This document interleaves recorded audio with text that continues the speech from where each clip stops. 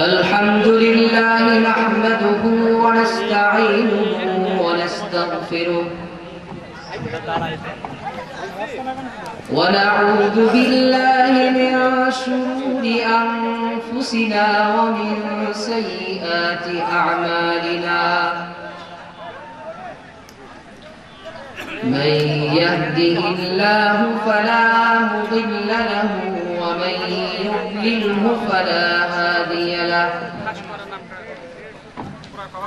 ونشهد أن لا إله إلا الله وحده لا شريك له ونشهد أن سيدنا ومولانا محمدا عبده ورسوله أرسله بالحق بشيرا ونذيرا وداعيا إلى الله بإذنه وسراجا منيرا فقد قال الله تعالى في كلامه المجيد وفرقانه الحميد أعوذ بالله من الشيطان الرجيم بسم الله الرحمن الرحيم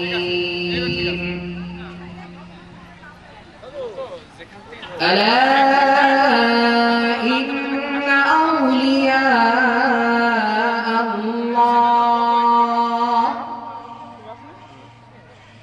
لا خوف عليهم ولا هم يحزنون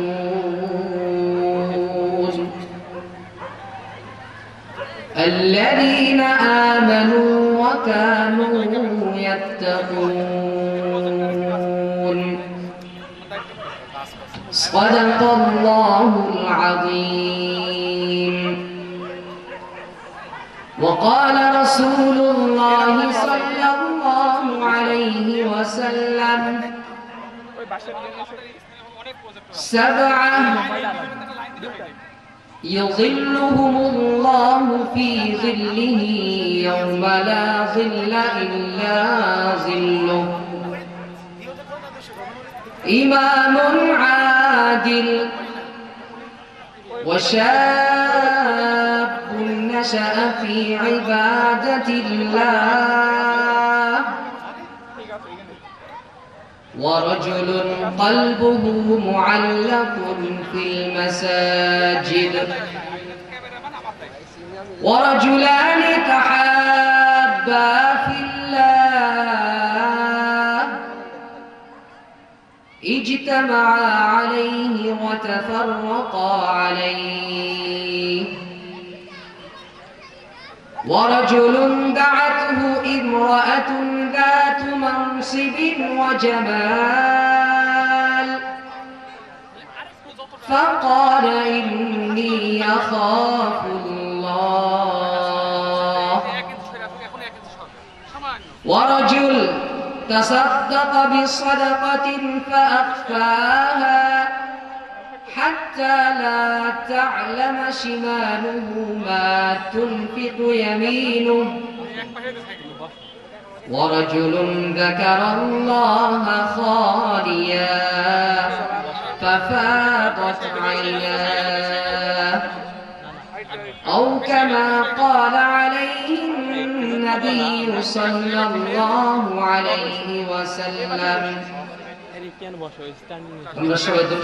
اللهم صل على محمد وعلى آل محمد كما صليت على إبراهيم وعلى آل إبراهيم إنك حميد مجيد اللهم بارك على محمد وعلى آل محمد كما باركت على إبراهيم وعلى آل إبراهيم إنك حميد مجيد رب زدني علما رب اشرح لي صدري ويسر لي أمري واحلل عقدة من لساني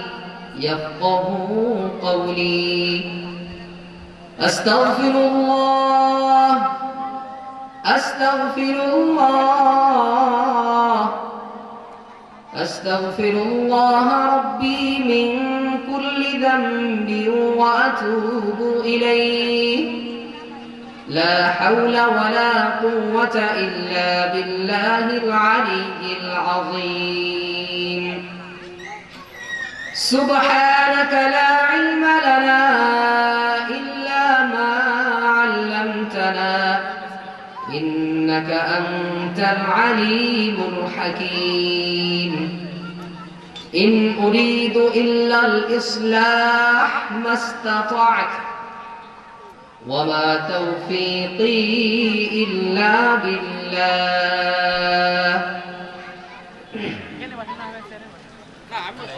الحمد لله আল্লাহ রাব্বুল আলামিনের দরবারে অসংখ্য শুকরিয়া আল্লাহ তাবারাকা ওয়া তাআলা আমাদেরকে একটি গুরুত্বপূর্ণ মাসের শেষের দশকের একটি রজনীতে খাসকররা যুব সমাজের উদ্যোগে আল্লাহ রাব্বুল আলামিন আমাদের স্যারের ভাষায় বলতে হয় দীর্ঘ এক যুগ পরে এই বিশাল কলেজ মাঠে একটি জিকিরের মজলিস কোরআন এবং হাদিসের মজলিস একটি ওয়াজের মজলিস প্রতিষ্ঠিত করবার কায়েম করবার তৌফিক এনায়েত করেছেন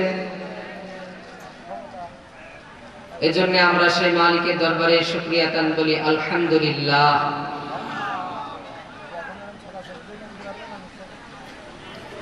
আল্লাহ রাব্বুল আলামিন কোরআনুল কারীমের মধ্যে বলেন وَإِذْ تَأَذَّنَ رَبُّكُمْ لَئِنْ شَكَرْتُمْ لَأَزِيدَنَّكُمْ وَلَئِنْ كَفَرْتُمْ إِنَّ عَذَابِي لَشَدِيدٌ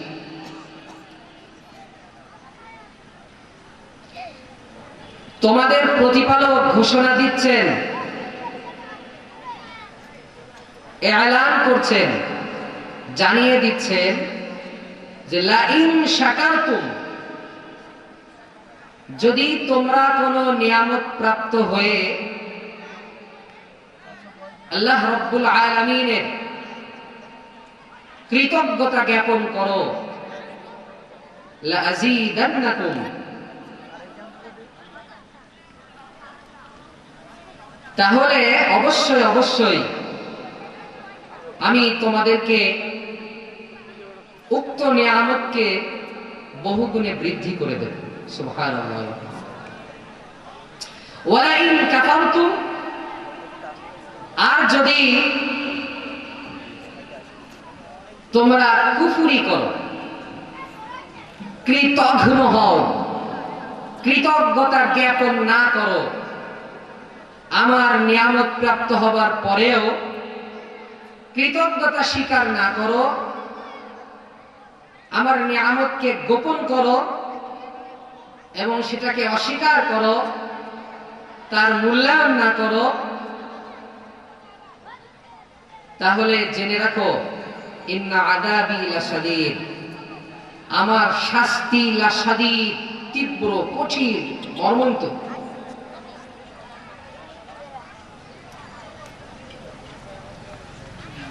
এজন্য আমরা আল্লাহ রাব্বুল আলামিনের কোন নিয়ামত প্রাপ্ত হবার পর স্বতঃস্ফূর্তভাবে স্বাচ্ছন্দ্যে বুঝে শুনে আমরা যদি শুকরিয়া আদায় করি আল্লাহ রাব্বুল আলামিন আমাদেরকে সেই নিয়ামতকে বৃদ্ধি করে দেবেন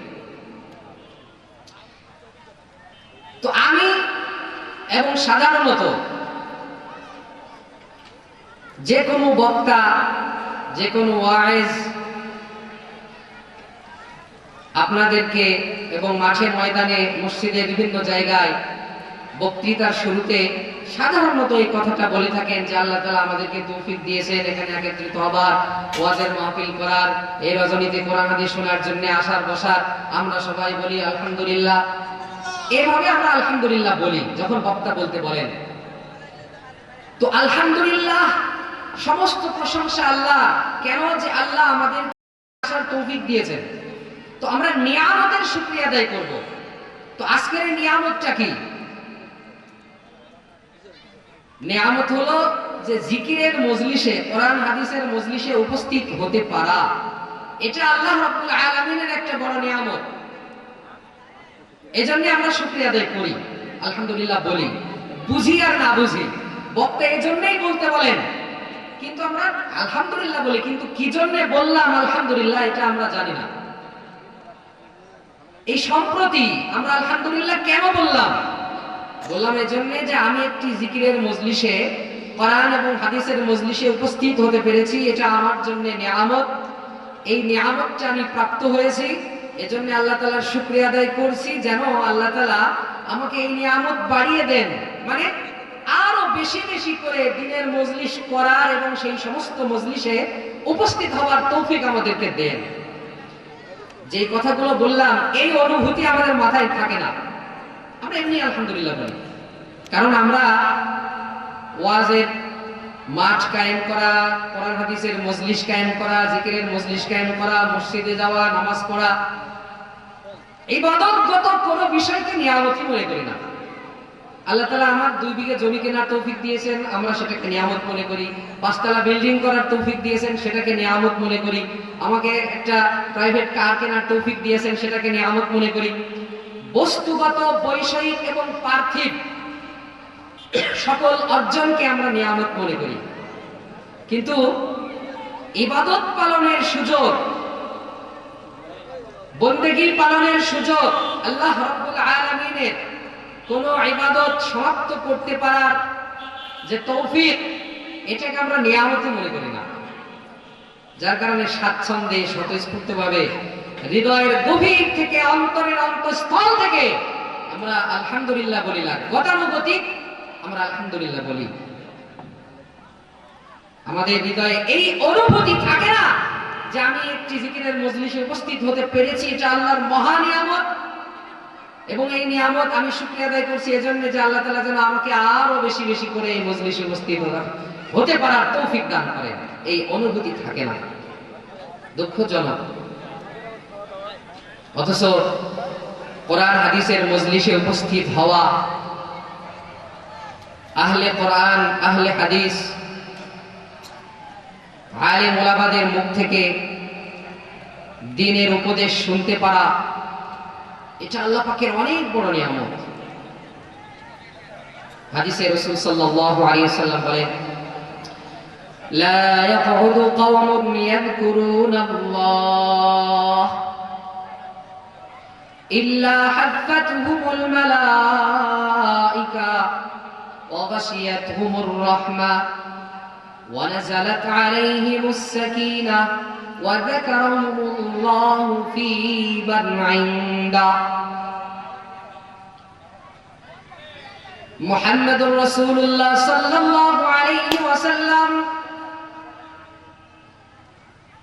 জিকিরের মজলিস কায়েম করার পর ওই মজলিসে উপবিষ্ট ব্যক্তিদের বৈশিষ্ট্য, ফজিলত, বরকত বর্ণনা করে বলেন, ও আমার দুনিয়ার উম্মতেরা, সাহাবারা, তোমরা শোনো, লা ইয়াকউদু কওমুন ইয়াযকুরুনাল্লাহ,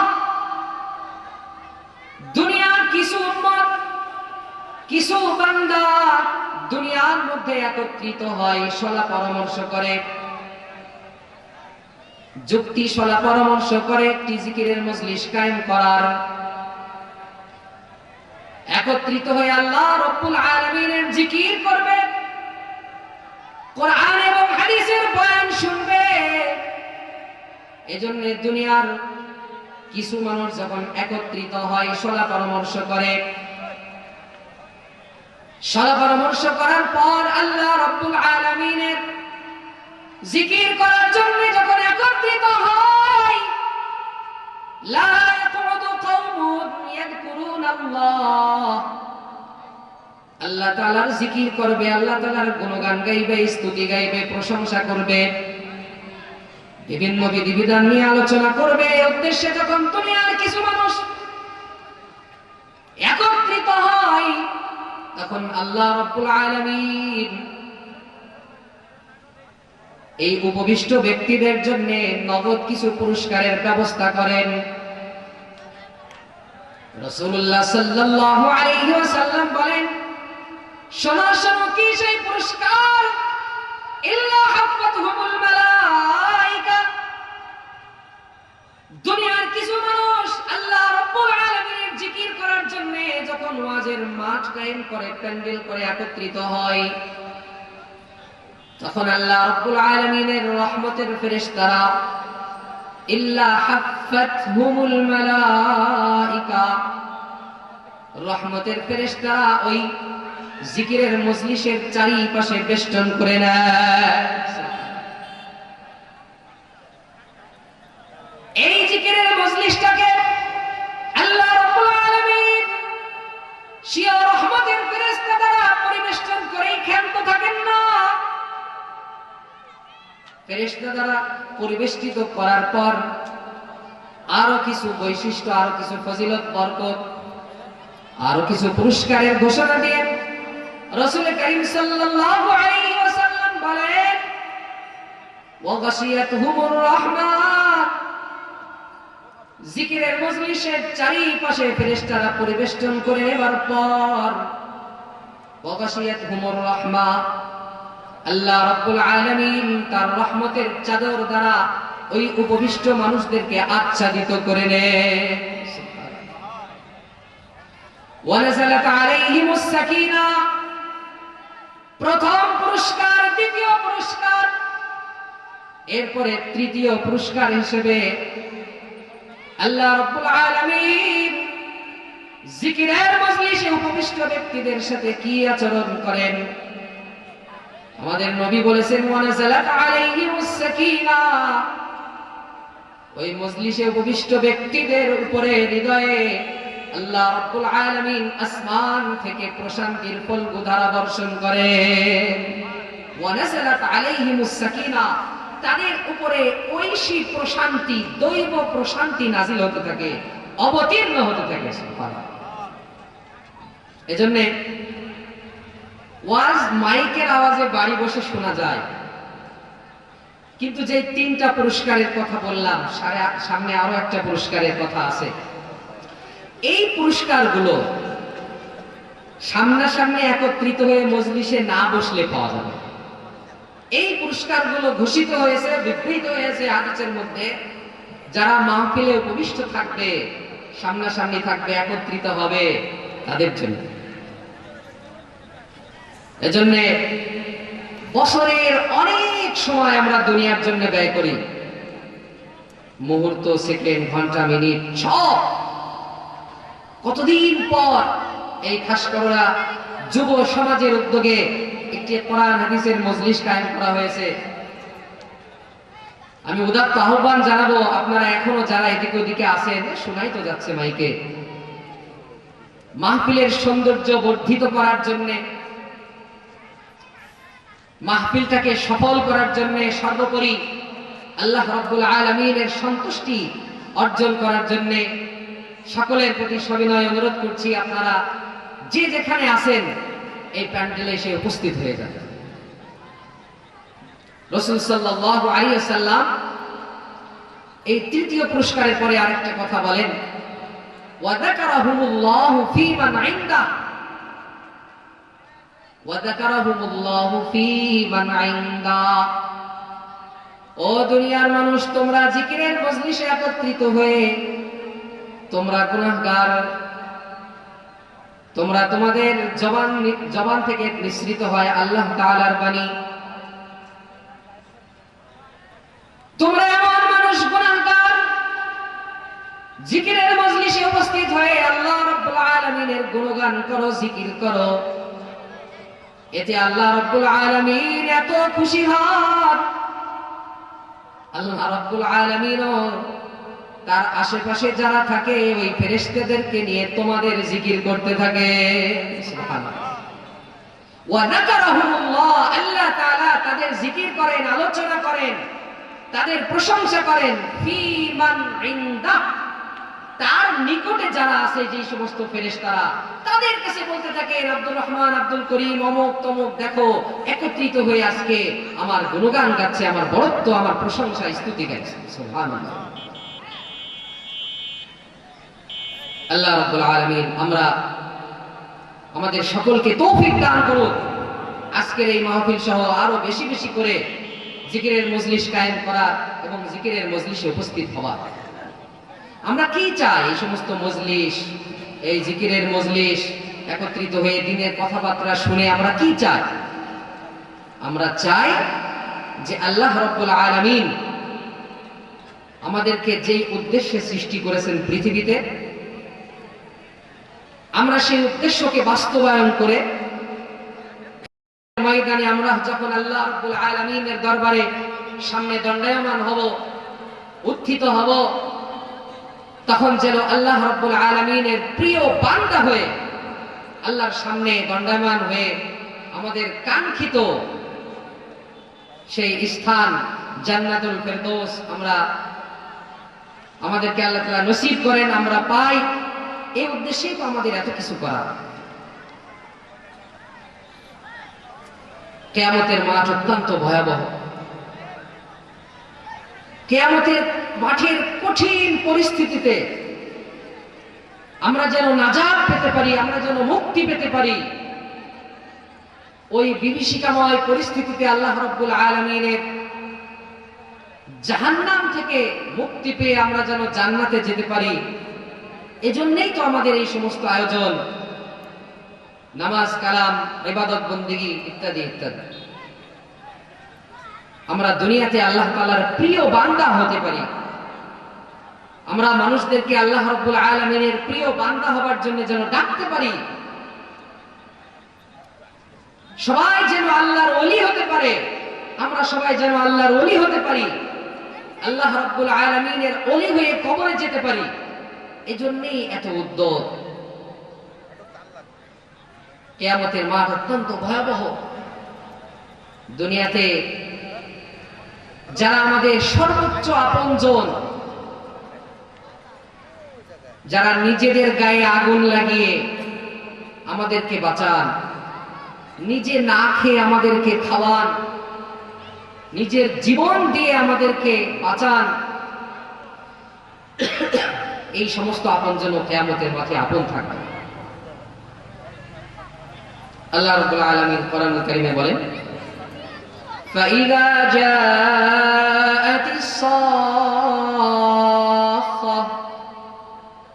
يَوْمَ يَفِرُّ الْمَرْءُ مِنْ أَخِيهِ وَأُمِّهِ وَأَبِيهِ وَصَاحِبَتِهِ وَبَنِيهِ لِكُلِّ امْرِئٍ مِّنْهُمْ يَوْمَئِذٍ شَأْنٌ يُغْنِيهِ وجوه يومئذ مسفرة ضاحكة مستبشرة ووجوه يومئذ عليها غبرة ترهقها قترة أولئك هم الكفرة الفجرة।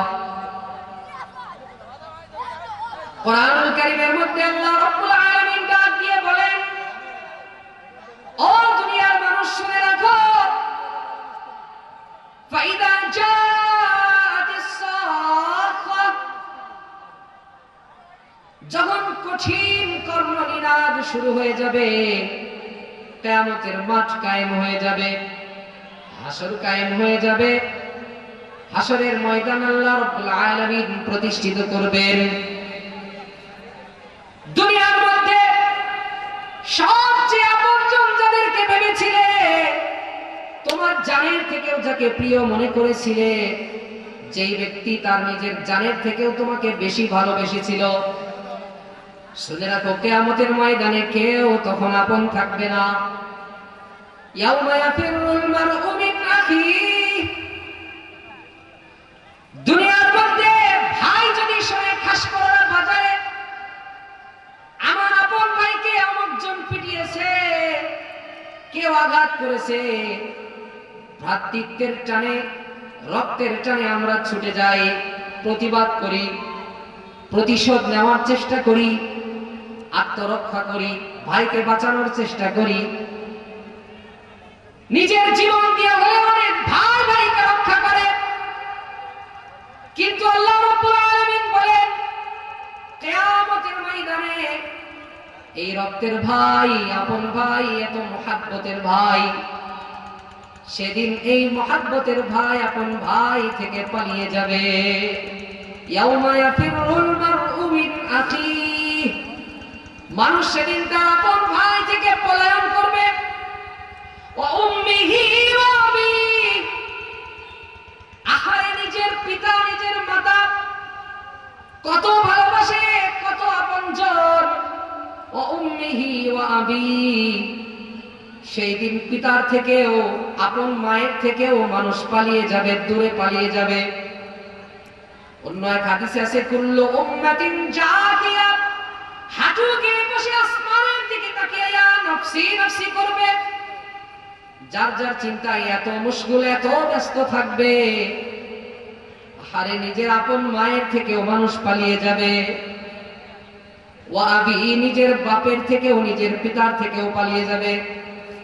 ওয়া সাহিবাতিহি ওয়া বানিহি, নিজের প্রিয়তমা স্ত্রী, যার জন্য কোন সময় স্বামী তার নিজের জীবন দিতেও প্রস্তুত থাকে, প্রিয়তমা স্ত্রীর মুখে লোকমা তুলে দেওয়ার জন্য বছরের পর বছর বিদেশ কাটায়, প্রবাস জীবন যাপন করে। অসাহিবাতি, নিজের প্রিয়তমা স্ত্রীর জন্য কত কিছুই না করে, পার্থিব জীবনের সমস্ত সুখ স্বাচ্ছন্দ্য কুরবানি করে, উৎসর্গ করে, দূর প্রবাসে, দূর শহরে বিভিন্ন জায়গায় কাজকর্ম করে পরিবারের মুখে লোকমতের তুলে দেওয়ার জন্য, পরিবারের সুখ দেখবার জন্য, স্ত্রীর হাসি মাখা মুখ প্রদর্শন, হাসি মাখা মুখ দেখবার জন্য। কিন্তু সেই প্রিয়তমা স্ত্রীর জন্য আমি আপনি যা কিছু করি, কিয়ামতের ময়দান এত বিভীষিকাময় ময়দান, এত কঠিন ময়দান। অন্য এক হাদিসে আছে আহারে জাহান্নাম এত তীব্র হবে, আল্লাহ তাআলা আর এক আয়াতে বলেন, জাহান্নামকে বলবে হালিম তালাতি, ও জাহান্নাম তুমি কি পূর্ণ হয়েছো, ঠান্ডা হয়েছো নাকি? জাহান্নাম বলবে ওয়াতাকুল হাল মিন মাজিদ, আরো কেউ আছে নাকি? দান, আমার অত্যন্ত ক্ষুধা, তীব্র ক্ষুধা, আমার আরো লাগবে খড়ি, আমার এই ক্ষুধা মেটাবার জন্য আমার রসদ আরো প্রয়োজন। জাহান্নামে এত জোরে হুঙ্কার চিৎকার দেবে সকলে, নবীরা পর্যন্ত ইয়া নফসি নফসি শুরু করে দিবে। এই কঠিন মুসিবতের দিনে অসাহিবাতি, মানুষ প্রিয়তমা স্ত্রীকে দুনিয়াতে যত ভালোবাসুক না কেন, কিয়ামতের ময়দানে এই প্রিয়তমা স্ত্রীর থেকেও পলায়ন করবে। অসাহিবাতিহি ওয়া বানিহি, ওয়া বানিহি, তার সন্তান সন্ততি। কত ব্যক্তি দুনিয়াতে উদাহরণ রয়েছে নিজের সন্তানের জন্য জীবন দিয়ে দেয়। আরে আমরা যখন কামাই রোজগার করি তখন থেকে আমাদের পুরো জীবনটাই তো সন্তানদের জন্য। আমি আলমডাঙ্গাতে 5 তলা বাড়ি কিনছি কেন? আমার সন্তানের জন্য। অনেকে বলে খুব কষ্ট, চাকরিটা ছেড়ে দাও, কোম্পানির চাকরি, তবুও আসি কেন? সন্তানের জন্য। অনেকে বলে দূর দেশে, দূরবর্তী সেই চট্টগ্রামে জাহাজে চাকরি করো, কখন না জানি ঝড়ঝাপটা এসে জাহাজ ডুবে যায়, ওই চাকরি করার দরকার নেই, চলে আসো। কিন্তু আমরা আসি না কেন? সন্তানের জন্য। প্রশাসনের চাকরি করি দূর দেশে, অনেক সময় ঈদের সময় সন্তানদের নিয়ে ঈদ করতে পারি না, তবুও কষ্ট করে রাত বিরাতে রাত যাপন করে, দিন যাপন করে চাকরি করি, কষ্ট নিয়ে, রিস্ক নিয়ে। কেন চাকরি করি? সন্তানের জন্য। ওয়াবানি, কিন্তু কিয়ামতের ময়দানে তো ভয়াবহ ময়দান, ওই কঠিন মুসিবতের সময় সন্তানের তিল পরিমাণ, বিন্দু পরিমাণ, লেশমাত্র মহাব্বত হৃদয় আর জাগরত থাকবে না। ওয়াসাহিবাতিহি ওয়াবানি, মানুষ এত মশগুল থাকবে নিজের চিন্তায়, নিজের প্রিয়তম সন্তানগুলো থেকেও সে পলায়ন করতে বাধ্য হবে। কেন কেন? লিকুল্লি ইমরিইম মিনহুম ইয়াওমাইদিন শা'নুন ইউগনি, লিকুল্লি ইমরিইম মিনহুম ইয়াওমাইদিন, সেই দিন প্রত্যেকটা মানুষ এমন একটা চিন্তা, এমন একটি বিষয় তাকে আষ্টে পৃষ্ঠে জড়িয়ে নেবে, এমন একটি চিন্তা তার হৃদয়ের মধ্যে বিরাজ করবে, এমন একটা বিষয় শা'নুন ইউগনি, যেই বিষয়টা তাকে তার পিতা মাতা ভাই প্রিয়তমা স্ত্রী সন্তান সবার থেকে নির্মুখাপেক্ষী করে দিবে। বুজুহু ইয়াওমাইদিন মুসফিরা দাহিকাতুন মুস্তাবশিরা, ও খাসকরার নারী পুরুষ, খাসকরার মানুষেরা, মাইকের আওয়াজ যতদূর যায় আপনাদের সবাইকে বলি, আজকে আমরা কেউ সুখী কেউ দুঃখী, কিন্তু এই সুখ দুঃখের সাথে কিয়ামতের সুখ দুঃখ কল্পনা করা যায় কি নাকি? কল্পনা করুন তো, সেই দিন বিচার ফাইসালা হওয়ার পর বুজুহু ইয়াওমাইদিন মুসফিরা, কিছু চেহারা এমন দেখা যাবে, মুসফিরা সহাস্য, মুস্তাবশিরা প্রফুল্ল, দাহিকাতুন মুস্তাবশিরা, ওয়া বুজুহু ইয়াওমাইদিন আলাইহা গাবারা।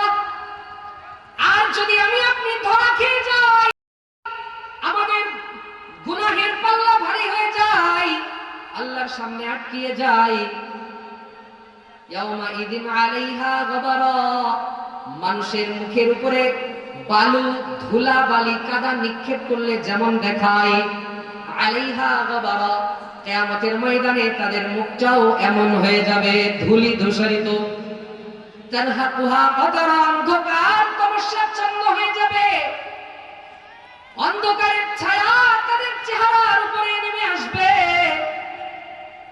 উলাইকা হুমুল কাফারাতুল ফাজারা, ও দুনিয়ার মানুষ, তারা কারা? তারা হলো দুনিয়ার কাফের, মুশরিক আর পাপাচার।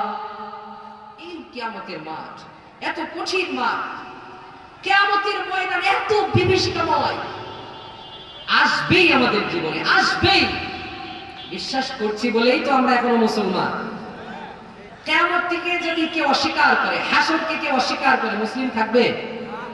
তো হাসরকে যদি অস্বীকার না করি, হাসরের মাঠে রাসূল সাল্লাল্লাহু আলাইহি সাল্লামের পবিত্র জবান মিশ্রিত যে ভয়াবহ চিত্রের কথা বিবৃত হয়েছে হাদিসের মধ্যে, কোরআন শরীফের মধ্যে আল্লাহ তাআলা বলেছেন, সেগুলোকে আমাদের বিশ্বাস করতে হবে। এত তীব্র হবে, মুসলিম শরীফের মধ্যে হাদিসে আছে, তুদনা শামসু ইয়াউমাল কিয়ামাতি মিনাল খালক হাত্তা তাকুনা মিনহুম কামিকদারি মিল, সূর্য একেবারে নিকটবর্তী হয়ে যাবে সৃষ্টির রাজে কিয়ামতের ময়দানে। কামিকদারি মিল, 1 মিল পরিমাণ।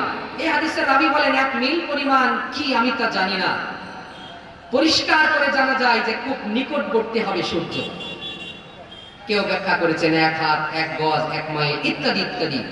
অন্তত এতটুকু স্পষ্ট যে সূর্য নিকটবর্তী। কত নিকটবর্তী? হাদিসে আছে ইয়ারাকুন নাস ইয়াউমাল কিয়ামাহ হাত্তা ইয়াযহাবা আরাকুহুম ফিল আরদি 70 দিরাআ ওয়া ইউলজিমুহুম হাত্তা ইয়াবলুগা আযানুহুম। আল্লাহু আকবার। বুখারী শরীফের হাদিস। আল্লাহ রাসূল সাল্লাল্লাহু আলাইহি ওয়াসাল্লাম বলেন, ও দুনিয়ার মানুষ, কিয়ামতের মাঠ এত তীব্র, এত ভয়াবহ, সূর্য এত কাছাকাছি থাকবে, এত তীব্র হবে, গরমটা, উত্তাপ, উষ্ণতা এত প্রখর হবে। ইয়ারাকুন নাস ইয়াউমাল কিয়ামা, কিয়ামতের মাঠে মানুষ ঘর্মাক্ত হয়ে যাবে, ঘামতে থাকবে। কি পরিমাণ? মুসলিম শরীফের হাদিসে আছে তার আমল বদ আমল পরিমাণ ঘামতে থাকবে, এভাবে ঘামতে হাত্তা ইয়াযহাবা আরাকুহুম ফিল আরদি, তার ঘামটা জমিনের মধ্যে যাবে কত দূর? 70 দিরা, 70 গজ পর্যন্ত চলে যাবে। এই পরিমাণ। আপনারা পিছনে জায়গা হচ্ছে না, একটু আগে আসেন। ওই আর যদি চট থাকে, স্বেচ্ছাসেবক যারা আছেন পিছনে চট পেড়ে দেন, চট পেড়ে দেন। আর মাঝখানে যে ফাঁকা জায়গাগুলি আছে এই ফাঁকা জায়গাগুলি পূরণ করেন। এটাও মজলিসের আদব। ফাফসাহু ইয়াফসাহিল্লাহু লাকুম। আল্লাহ তাআলা ঠিক এই রকম মজলিসের জন্য এই আয়াতটা নাযিল হয়েছে। যে আল্লাহ তাআলা বলেন যে তোমরা মানুষকে, পিছনে মানুষকে জায়গা করে দাও, আল্লাহ তোমাদেরকে জায়গা করে দিবেন। সুবহানাল্লাহ। এই মজলিসে, এই রকম মজলিসের জন্য এই আয়াতটা নাযিল হওয়া। এজন্য আপনারা এই যে ফাঁকা জায়গা, এই ফাঁকা জায়গা, এই কথাগুলো যা বলছি এর গুরুত্বটা একটু নেন।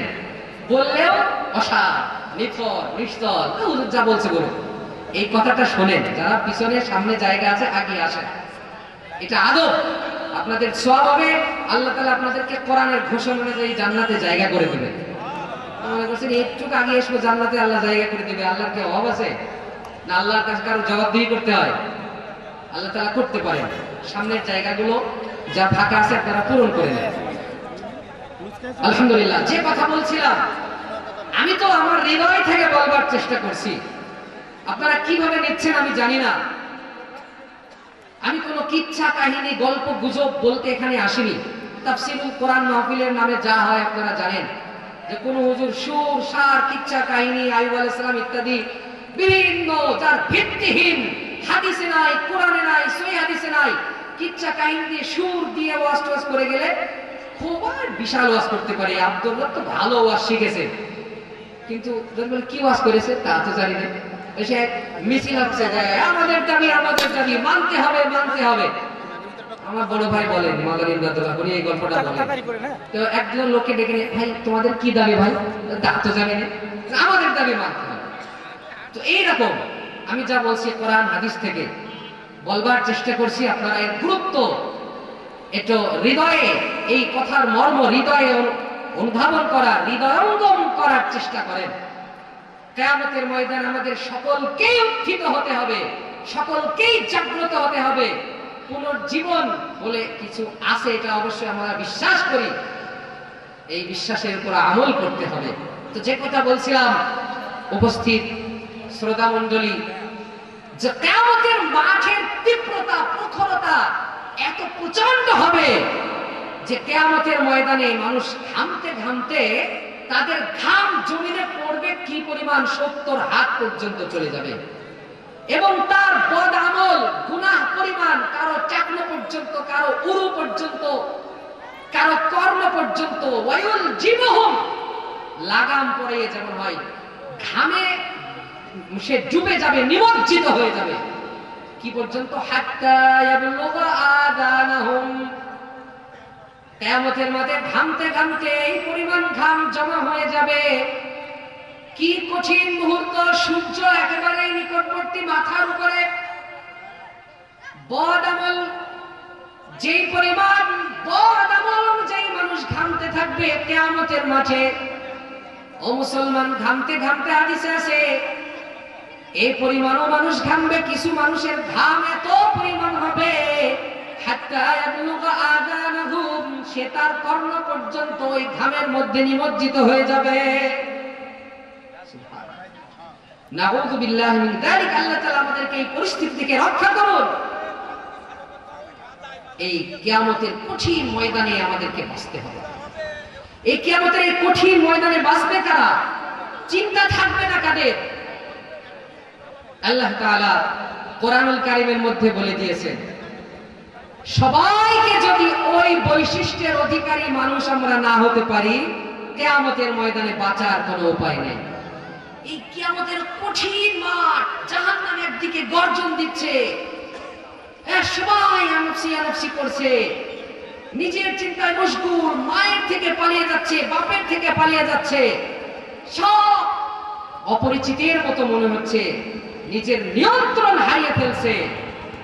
এই কঠিন পরিস্থিতিতে এক শ্রেণীর মানুষ, এক বৈশিষ্ট্যের মানুষ এক গুণাবলীর মানুষ, এক সিফাতের মানুষের কোনো চিন্তাই থাকবে না। সুবহানাল্লাহ। তারা কোন ধরনের দুশ্চিন্তা, দুর্দশা কিচ্ছু থাকবে না, একেবারে টেনশন ফ্রি, চিন্তা মুক্ত থাকবে। তো যেই বৈশিষ্ট্য, যেই গুণ, যেই সিফাত অর্জন করলে কিয়ামতের এই কঠিন বিভীষিকাময় মুহূর্তে চিন্তা মুক্ত থাকা যায়, আমাদের সকলকেই তো সেই গুণটা অর্জন করতে হবে, নাকি বলেন? আল্লাহ তাআলা বলেন কোরআনুল কারীমের মধ্যে সূরা ইউনূসের ৬২ নম্বর আয়াত, আলা ইন্না আউলিয়া আল্লাহ লা খাউফুন আলাইহিম ওয়া লা হুম ইয়াহজানুন আল্লাযীনা আমানু ওয়া কানু ইয়াত্তাকুন। ও দুনিয়ার মানুষ, আল্লাহ রাব্বুল আলামিন ডাক দিয়ে বলেন কোরআনুল কারীমের মধ্যে আল্লাহ রাব্বুল আলামিন কঠিন ময়দান কিয়ামতের ওই বিভীষিকাময় মুহূর্তে বাঁচবে কোন গুণ অর্জন করলে কিয়ামতের ময়দানে বাঁচা যায়, চিন্তা মুক্ত থাকা যায়, সেই গুণের কথা উল্লেখ করে আল্লাহ রাব্বুল আলামিন বলেন আলা, ওহে দুনিয়ার মানুষ শোনো শোনো। আলা আরবি এমন একটি অব্যয়, এটা তাকিদ যুক্ত অব্যয়, এটা সতর্কীকরণ অব্যয়। যখন কোনো কঠিন, কোনো গুরুত্বপূর্ণ কথা আল্লাহ রাব্বুল আলামিন সামনে বলেন, এবং আরবীয়রা যখন কোনো কঠিন গুরুত্বপূর্ণ কথা সামনে বলে, তখন তারা কথার শুরুতে বলেন আলা। আমরা যেমনি বলি এই শোন, কথাটার গুরুত্ব কত, আগে শোন, ভালো করে শোন, এই শোন, ভালো করে শোন। এর আরবি আমরা এই প্রতিবর্ণন করতে পারি আলা। আল্লাহ তাআলা আলা বলে ডাক দিয়ে বলেন আলা ইন্না আউলিয়া আল্লাহ। ও দুনিয়ার মানুষ শুনে রাখো, ভালো করে শুনে রাখো সামনের কথাটা, ইন্না আউলিয়া আল্লাহ। দুনিয়ার মধ্যে যারা আমার ওলির খাতায় নাম লেখাতে পারবে, যারা আমার বন্ধু হবে, ওলি হবে, লা খাউফুন আলাইহিম ওয়া লা হুম ইয়াহজানুন। আমার ওলি হয়ে যে মৃত্যুবরণ করতে পারবে, চক্ষু বুঝতে পারবে, কবরে আসবে, আমার ওলি হওয়ার পর কিয়ামতের ময়দানে উত্থিত হলে লা খাউফুন আলাইহিম, তার কোনো চিন্তা থাকবে না, ভয় থাকবে না, ওয়া লা হুম ইয়াহজানুন, সে কোনো চিন্তাগ্রস্ত হবে না। কি হতে হবে? আল্লাহর ওলি, ওলায়াতের গুণ অর্জন করতে হবে, আল্লাহর নৈকট্য অর্জন করতে হবে। ওলি এটা ওলায়াত থেকে, নৈকট্য থেকে আল্লাহ তাআলার নিকট করতে হবে। আল্লাহর ওলি হতে আমাদের তো এখন বল ধারণা, আল্লাহর ওলি তো বিভিন্ন দরবারের পীর সাহেবরা আল্লাহর ওলি। তো আল্লাহ তাআলা কোরআনুল কারীমে বলেন যে আল্লাহর ওলিদের কোনো ভয় থাকবে না, চিন্তা থাকবে না। এর মানে কি? মানে আল্লাহর ওলি ছাড়া যারা আছে তাদের ভয় আছে, চিন্তা আছে, তাদের ধরা খাওয়া আছে। তো এখন যদি শুধুমাত্র বিশিষ্ট, একেবারে খাস, নির্দিষ্ট কিছু ব্যক্তি, বিশ্ব ওলি বা অমুক ওলি, অমুক কুতুব, তারা যদি আল্লাহর ওলি হয়, তাহলে তাদের মুরিদ এবং যারা মুরিদ নাই সব এরা, এদের কি অবস্থা? এরা তো আল্লাহর ওলি নাই। আমরা ওলি তো নির্দিষ্ট করে ফেলেছি। আমি যে দরবারে হোক না কেন, চরমনা বলি, আজান গাছি বলি, ফুল যাই হোক না কেন, সবাই নিজেদের গদ্দিনিশীন পীর, মরহুম পীরকে আল্লাহর ওলি মনে করেন, আল্লাহর কুতুব মনে করে। আমরা তো ওরা যদি আল্লাহর ওলি হয়, কোরআনে আল্লাহ বলছে আল্লাহর ওলি ছাড়া সবার ভয় আছে, ওলিদের ভয় নেই। তা আমি যে মুরিদ, লক্ষ লক্ষ মুরিদ, এরা যদি আল্লাহর ওলি না হয়, শুধু পীর সাহেবই আল্লাহর ওলি হয়, এরা কি হবে? এদের জাহান্নামে যাবে। আমরা ওলি বুঝতে ভুল করেছি। ওলায়াত থেকে শব্দ, ওলায়াত শব্দের অর্থ নৈকট্য। আল্লাহর ওলি শুধুমাত্র নির্দিষ্ট কোনো ব্যক্তি নয়। আল্লাহর ওলি কিভাবে হওয়া যায়, আল্লাহ রাব্বুল আলামিন এই আয়াতের সাথে অবিচ্ছেদ্যভাবে ঘোষণা করে দিয়েছেন। কি সেটা? আল্লাহ তাআলা বলেন আলা ইন্না আউলিয়া আল্লাহ লা খাউফুন আলাইহিম ওয়া লা হুম ইয়াহজানুন। ও দুনিয়ার মানুষ শুনে রাখো, আলা ইন্না আউলিয়া আল্লাহ, আল্লাহর ওলি যারা হবে তাদের কোনো ভয় নাই, চিন্তা নাই, দুর্দশা নাই। ওয়া লা হুম ইয়াহজানুন, তারা চিন্তাগ্রস্ত হবে না, দুর্দশাগ্রস্ত হবে না। আল্লাযীনা আমানু ওয়া কানু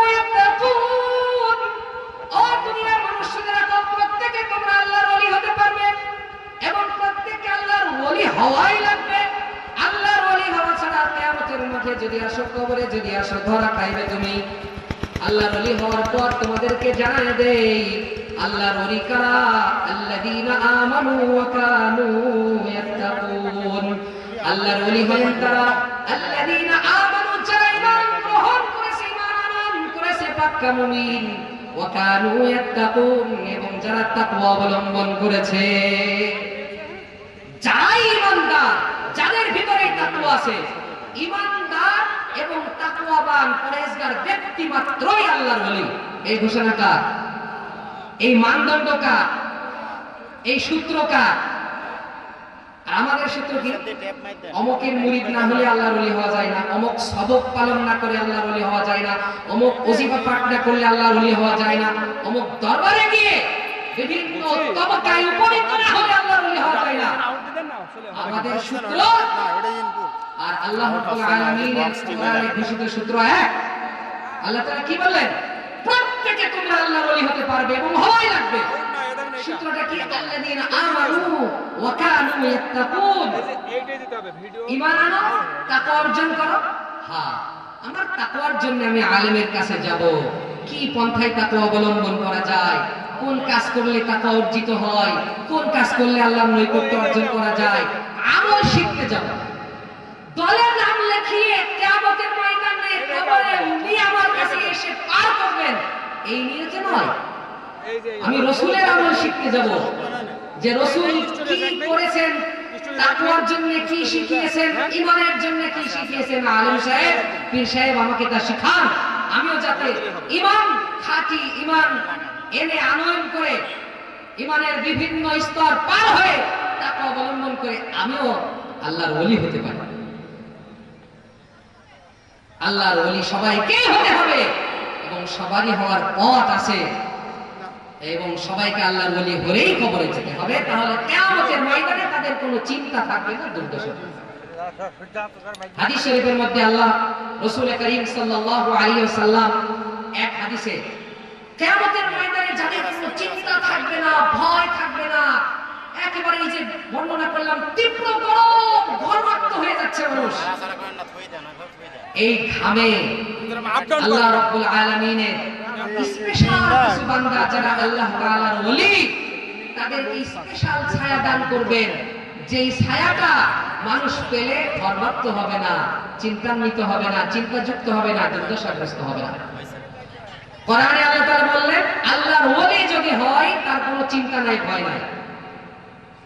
হাদিস শরীফের মধ্যে আল্লাহ রাসূল বলেন কিছু শ্রেণীর, কিছু বৈশিষ্ট্যের মানুষের কথা উল্লেখ করেছেন, এই গুণাবলী, এই বৈশিষ্ট্যগুলি অর্জন করলে কিয়ামতের ময়দানে মাথার উপরে সূর্য থাকার কারণে যে ঘর্মাক্ত হবে, যে দুর্দশার মধ্যে সে পড়বে, আল্লাহ তাআলার স্পেশাল ছায়া সে লাভ করার পরে এই শাস্তি থেকে, এই তীব্রতা থেকে সে বাঁচতে পারে।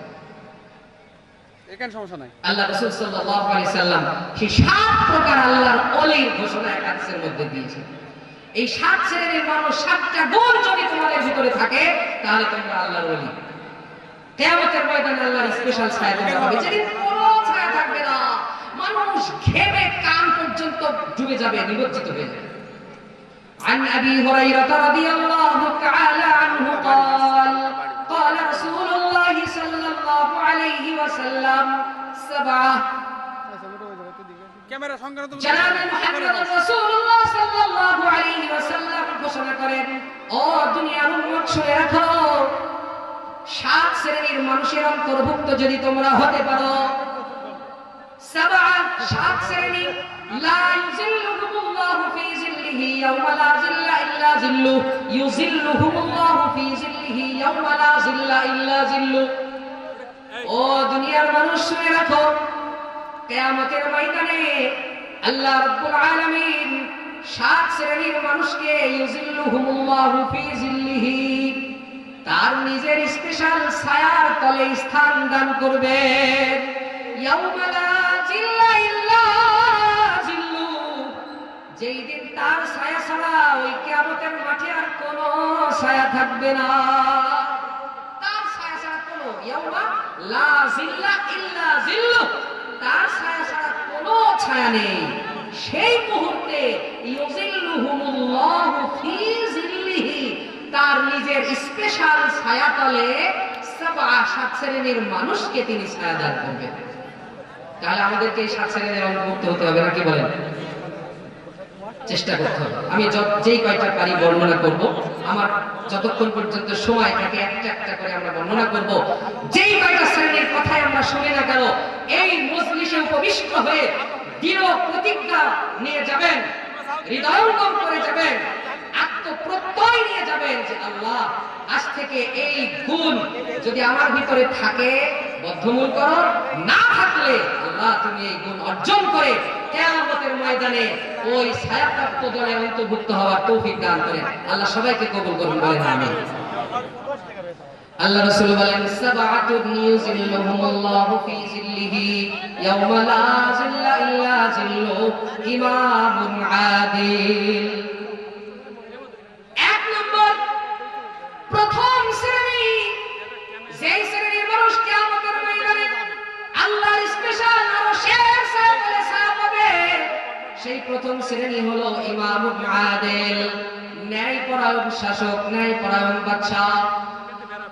ন্যায়পরায়ণ বাদশা, আদিল, ইনসাফগার, যে ইনসাফ করে, ন্যায় করে, ন্যায়পরায়ণতা যার ভিতরে আছে, আদালত যার ভিতরে আছে, ইনসাফ যার ভিতরে আছে, এই আদালত প্রতিষ্ঠাকারী, ন্যায়পরায়ণ শাসক, দায়িত্বশীল, এই ব্যক্তি কিয়ামতের ময়দানে আরশের ছায়াতলে ছায়া পাবে।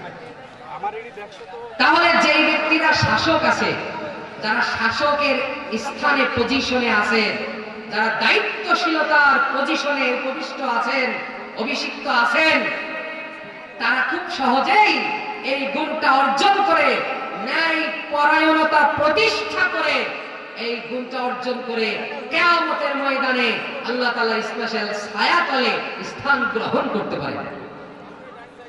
ইমাম আমরা সবাই, ইমাম কি? এমনিতে মূল কথা তো যারা শাসক, মূল শাসক যারা, তা বাদে কোরআন এবং হাদিসের বিভিন্ন আয়াত এবং হাদিস থেকে আমরা বুঝতে পারি শাসক আমরা প্রত্যেকে, ইমাম আমরা প্রত্যেকে। অর্থাৎ এই প্রথম শ্রেণীর আমরা সবাই হতে পারি। প্রথম আমরা সবাই দায়িত্বশীল, আমরা সবাই ইমাম। আমাদের অধীনে কিছু না কিছু প্রজা আছে, কিছু মানুষ আছে, কিছু বিষয় আছে। আল্লাহ রাসূল সাল্লাল্লাহু আলাইহি ওয়াসাল্লাম এক হাদিসে বলেন, আলা কুল্লুকুম রাঈন ওয়া কুল্লুকুম মাসউলুন আন রাইয়াতিহি। ও দুনিয়ার মানুষ, তোমরা শুনে রাখো, খুব সাবধান, আলা সতর্কী বা সতর্কবাণী, খেয়াল করে শোনো, এই মনোযোগ দিয়ে শোনো, কঠিন কথা সামনে বলবো। কুল্লুকুম রাঈন, ও দুনিয়ার মানুষ, তোমরা দুনিয়ার প্রত্যেকে কিন্তু তোমরা রাখাল, দায়িত্বশীল, প্রশাসক।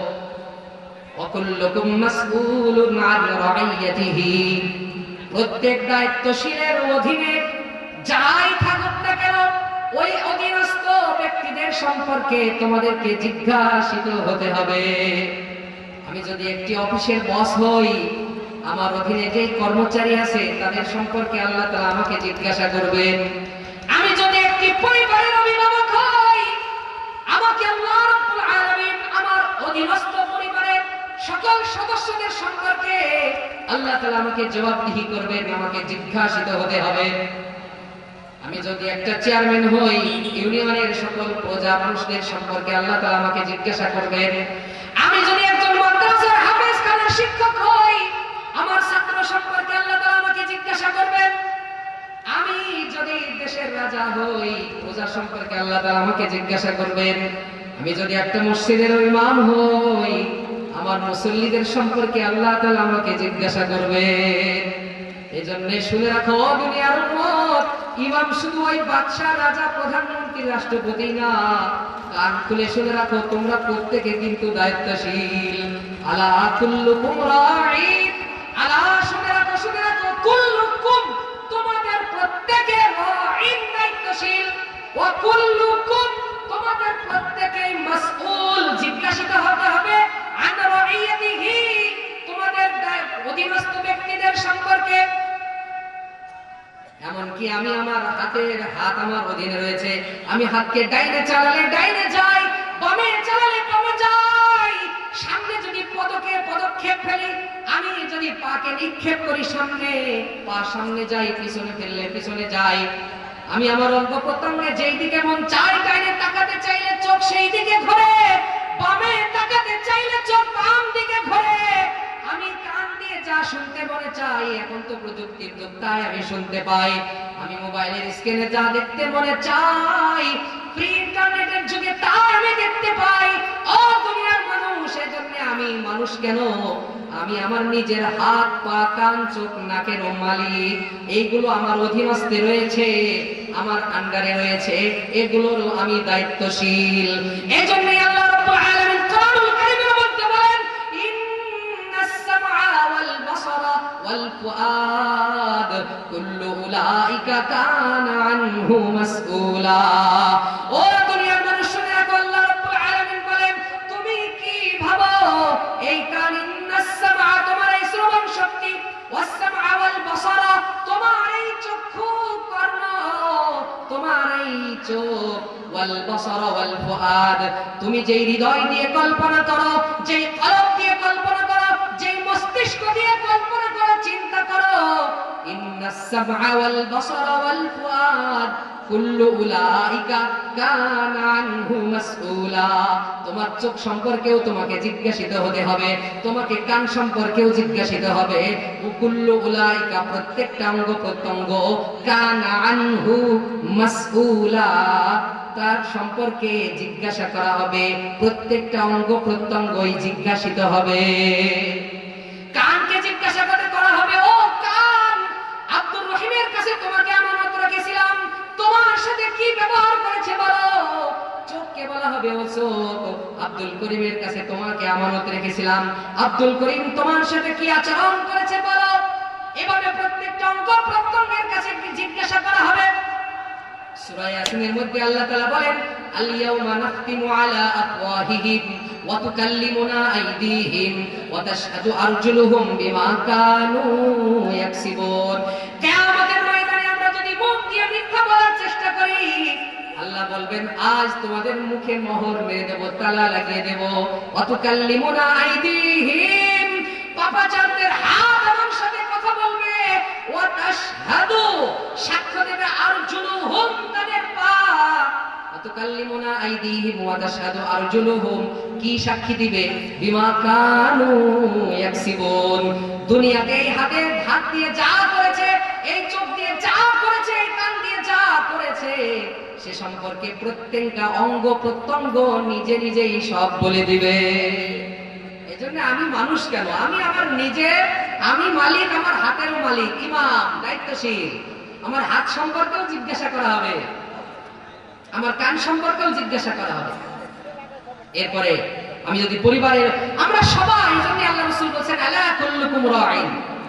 আমি যদি পরিবারের একজন অভিভাবক হই, আমার ছেলে সম্পর্কে আমাকে জিজ্ঞাসা করা হবে, আমার মেয়ে সম্পর্কে আমাকে জিজ্ঞাসা করা হবে। এজন্যই আল্লাহ রাব্বুল আলামিন ছেলে মেয়ে ইমানদার হোক, দিনদার হোক, পরহেজগার হোক, মুত্তাকি হোক, এই দোয়াটাই করতে বলেছেন, যে ও বান্দা দোয়া করো। এবং বলেছেন আমার বান্দা, খাঁটি বান্দা যারা হবে তারা এই দোয়া করবে। যারা আমার খাঁটি বান্দা হবে, মুমিন বান্দা হবে, তাদের এই ন্যাচারাল কোয়ালিটি, মানে স্বভাবজাত গুণই থাকবে। তারা সবসময় আল্লাহর কাছে বলবে, ও আল্লাহ, আমাকে মুত্তাকিদের ইমাম বানিয়ে দাও। আমি তো আমার পরিবারের ইমাম, আমার পরিবারের সদস্যদেরকে মুত্তাকি বানিয়ে দাও, তাহলে আমি মুত্তাকিদের ইমাম হয়ে যাব। আল্লাহ তাআলা কি বলেন? এই যারা আল্লাহ তাআলার খাঁটি বান্দা, তাদের গুণ উল্লেখ করে বলেন, والذين يقولون ربنا هب لنا من أزواجنا وذرياتنا قرة أعين واجعلنا للمتقين إماما। আল্লাহ রাব্বুল আলামিন বলেন, ইবাদুর রহমান, রহমানের বান্দা, খাঁটি বান্দা তারা, والذين يقولون ربنا, যারা দিনরাত আল্লাহ রাব্বুল আলামিনের কাছে দোয়া করে, ইয়াকুলুনা রাব্বানা, ও আমাদের প্রতিপালক, হাব লানা মিন আজওয়াজিনা ওয়া যুররিয়াতিনা, আমার এমন সন্তান সন্ততি দান করো ওয়াজআলনা কুররাতা আয়ুন, যাদেরকে দেখে আমার চক্ষু শীতল হয়ে যায়। চক্ষু শীতলকারী নেক সন্তান তুমি আমাদেরকে দান করো। ওয়াজআলনা লিল মুত্তাকিনা ইমামা, এবং ও রব্বুল আলামিন তুমি আমাদেরকে মুত্তাকিদের ইমাম বানিয়ে দাও। তো ইমামুন আদিল, যদি ন্যায়পরায়ণ শাসক হয় আরশের ছায়াতলে ছায়া পাবে। আল্লাহ তাআলা এই আয়াতে বললেন যে আল্লাহ মুত্তাকিদের ইমাম বানিয়ে দাও আমাকে, অর্থাৎ আমার ছেলে মেয়েরা যেন মুত্তাকি হয়, পরহেজগার হয়, তারা যেন তাকওয়াবান হয়। তাহলে তারা যদি মুত্তাকি হয়ে গেল, আমি পরিবারের অভিভাবক, আমি তাদের ইমাম, আমি মুত্তাকিদের ইমাম হয়ে গেলাম। পরিবারের সদস্যদের সম্পর্কে জিজ্ঞাসা করা হবে। আমরা তো বেখবর, অনেক আছে নামাজ কালাম তো পড়ে না, কিন্তু সবচেয়ে দুঃখজনক দুর্ভাগ্যজনক কথা হলো আমরা অনেকে আছি নিজের মাথায় টুপি দিই, 5 ওয়াক্ত নামাজ পড়ি, মসজিদে যাই, আলেম ওলামাদের সাথে সম্পর্ক রাখি, খুব দিনদার পরহেজগার, কিন্তু সন্তানদের সম্পর্কে বেখবর, বেপরোয়া, উন্নাসী, উদাসীন, কাফের। কিন্তু আল্লাহ রাসূল সাল্লাল্লাহু আলাইহি ওয়াসাল্লাম একটা কঠিন কথা বলেছেন যে আমি শুধু আমার চিন্তা করলাম, নামাজ পড়লাম, রোজা করলাম, দিন পালন করলাম, কিন্তু পরিবারের সদস্যদের সম্পর্কে বেখবর থাকলাম। আল্লাহ রাসূল আরেকটা হাদিসে কঠিন, আহা আল্লাহ হেফাজত করুন, আল্লাহ রাসূল কি বলেন, মা মিন আবদিন ইস্তারঈহি আল্লাহু রাইয়াতান ইয়ামুতু ইয়াওমা ইয়ামুত ওয়া হুয়া গাশিন লিরাইয়াতিহি ইল্লা হারামাল্লাহু আলাইহিল জান্নাহ। কঠিন কথা, শুধু পরিবারের অভিভাবক নয়, মেম্বার, চেয়ারম্যান, ইমাম, শিক্ষক, পরিবারের অভিভাবক সকলকে উদ্দেশ্য করে বলছি। আল্লাহ রাসূল সাল্লাল্লাহু আলাইহি সাল্লাম এই যে হাদিস, আচ্ছা বলে 9টা 10টার ভিতরে শেষ করব ইনশাআল্লাহ। আচ্ছা ঠিক আছে, আমি এই কথাটা বলে শেষ করে দেব, এই গুণের কথা বলে যে আল্লাহ রাসূল সাল্লাল্লাহু আলাইহি সাল্লাম বলেন, মা মিন আবদিন ইস্তারঈহি আল্লাহ রাইয়াতান, কারো অধীনে আল্লাহ রাব্বুল আলামিন যদি অধীনস্থ কোনো প্রজা ব্যক্তি দেন, মা মিন আবদিন ইস্তারঈহি আল্লাহ, আল্লাহ রাব্বুল আলামিন যদি কাউকে দায়িত্বশীলতার স্থানে বসান, তার অধীনে কিছু প্রজা আছে, কোনো ব্যক্তি আছে, অধীনস্থ কিছু মানুষ আছে, এরকম যদি থাকে, আর যদি সেই ব্যক্তি ইয়ামুতু ইয়াওমা ইয়ামুত, এমন অবস্থায় মারা গেল, হুয়া গাশিন লিরাইয়াতিহি, যে তার অধীনস্থ ব্যক্তিদের সাথে সে প্রতারণা করেছে, ধোঁকাবাজি করেছে।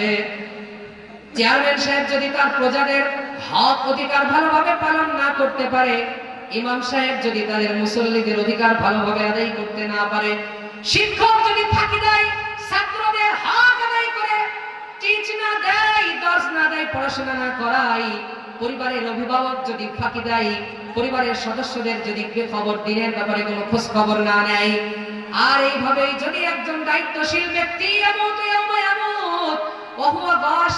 ধোঁকাবাজি অবস্থায়, প্রতারক অবস্থায় মারা যায়, আল্লাহ রাসূল বলেন, ইল্লা হারামাল্লাহু আলাইহিল জান্নাহ, আল্লাহ রাব্বুল আলামিন ওই ধোঁকাবাজ, প্রতারক, দায়িত্বশীলের উপরে আল্লাহর জান্নাতকে হারাম করে দেন। আমি একলা কেমনে জান্নাত? পরিবারের ছেলে নামাজ পড়ে না, মেয়ে নামাজ পড়ে না, কোনো খোঁজ খবর নেই, উদাসীন, তাদের খোঁজ খবর নেই না, এভাবে জান্নাতে যাওয়া যাবে না। হারামাল্লাহু আলাইহিল জান্নাহ, ওই প্রতারক পিতার জন্য আল্লাহ তাআলা জান্নাত হারাম করে দেবেন, ওই প্রতারক শিক্ষকের জন্য আল্লাহ জান্নাত হারাম করে দেবেন, ওই প্রতারক ইমামের জন্য, যেই ইমাম সব কথাগুলি, কোরআন হাদিসের কথাগুলি খুলে খুলে মুসল্লিদেরকে বলে না, বিভিন্ন লোভ লালসা ইত্যাদিতে, তাকেও আল্লাহর জান্নাত তার উপরে হারাম হয়ে যাবে। আল্লাহ রাসূল সাল্লাল্লাহু আলাইহি ওয়াসাল্লাম আরেকটা কঠিন কথা বলেছেন, সালাতাতুন লা ইয়াদখুলুনাল জান্নাহ ওয়া লা ইয়ানজুরুল্লাহু ইলাইহিম ইয়াওমাল কিয়ামাহ। 3 শ্রেণীর মানুষ, এই 3 শ্রেণীর মানুষ কিয়ামতের ময়দানে জান্নাতে তো যাবেই না, আল্লাহ তাদের দিকে তার রহমতের দৃষ্টিতে তাকাবেনই না, এত ঘৃণ্য তারা, এত ঘৃণ্য যে তাদের দিকে তাকাবেন না রহমতের দৃষ্টিতে। অন্য হাদিস আছে ওয়ালা ইয়াযাক্কিন, তাদেরকে পবিত্রও করবেন না। এটা শাদীদ ওয়াঈদ, শাদীদ কঠিন ধমকি। পবিত্রও করবেন না মানে কি বুঝেছেন? অনেক গুনাহগার ইমানদার জাহান্নামে গিয়ে তাদেরকে শাস্তি দেবে, মানে পবিত্র করে আবার জান্নাতে দেবে। তো তাদেরকে পবিত্রও করবেন না তার মানে কি? ওয়াহ সুবহানাল্লাহ, আল্লাহু আকবার। তিন শ্রেণীর মানুষ কি কি? আল-আকুল ওয়ালিদাইহি, এক শ্রেণীতে হলো যারা পিতামাতার অবাধ্য, পিতামাতাকে কষ্ট দেয়, ধমকি দেয়, গালি দেয়, পিতামাতার সাথে ভালো ব্যবহার করে না। ওয়াল মারআতুল মুতাওয়াজ্জিলা আল মুতাশাব্বিহাতু বির-রিজাল, যেই সমস্ত মহিলারা পুরুষের বেশ ধারণ করে, পুরুষের পোশাক পরে, আল মুতাওয়াজ্জিলা পুরুষের মতো সেজে থাকে। এত ঘৃণ্য যে মডার্ন আধুনিক মেয়েরা পুরুষের পোশাক পরিধান করে নিজেকে স্মার্ট ভাবে, তারা বিশ্বের এবং জমিনের পৃথিবীর এত ঘৃণ্য, এত আনস্মার্ট, ইসলামের পরিভাষায়, দ্বীনের পরিভাষায়, কোরআন হাদিসের পরিভাষায়, দৃষ্টিতে, ইসলামের মেজাজে এত আনস্মার্ট আর এত ঘৃণ্য, অথচ তারা বিশ্বের সবচেয়ে স্মার্ট ভাবে, পশ্চিমা সংস্কৃতির প্রভাবে এত ঘৃণ্য যে কিয়ামতের দিন তাদের দিকে, ওই মহিলাদের দিকে আল্লাহ তাকাবেন। অথচ নিজেকে খুব স্মার্ট, এটা স্মার্টনেস মনে করেন। নাউজুবিল্লাহ। আর শেষেরটা বলবো, শেষেরটা আমার মূল প্রতিপাদ্য। আর শেষটা হলো আদ-দাইয়ুস। দাইয়ুসের ব্যাখ্যা অন্য এক হাদিসে আছে, আল্লাযী ইউকিরুল কুবুতা ফি আহলি।